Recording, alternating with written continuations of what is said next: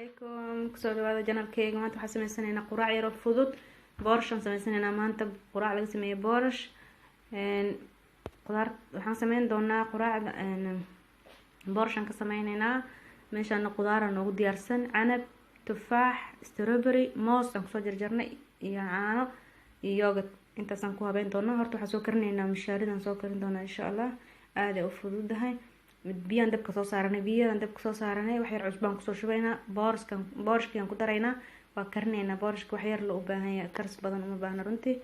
marka waxaan sameynaynaa boorashkan soo karinaynaa markaan boorashka soo habaysan kadib waxaan ku dari doonaa dabka ka damino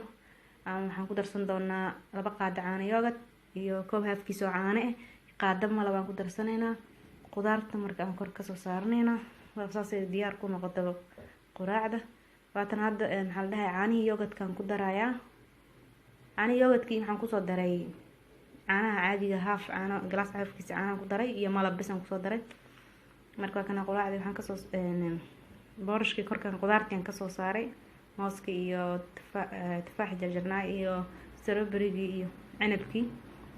marka daartin ilmo yariista haystid oo shiidi kartaa ilmaha yariiska aad kama cuni kara qudaarta nool waa u shiidi kartaa daadid hadaad ilmaha waaweyn oo cunaayo saas u cuni karaan ay tahayna waa sidiisa ku cunayaa